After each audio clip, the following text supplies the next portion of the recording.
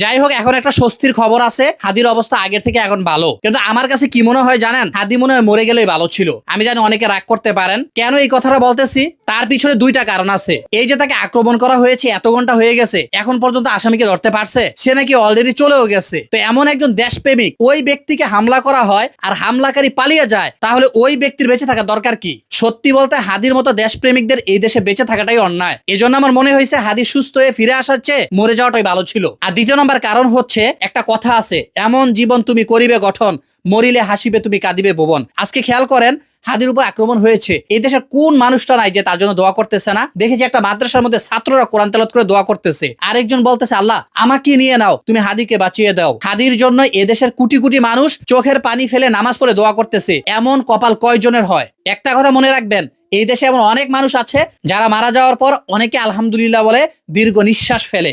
আর হাদির মতো মানুষরা যখন আক্রান্ত হয়, বিপদগ্রস্ত হয়, অনেক মানুষ হাত তুলে তাদের জন্য দোয়া করে।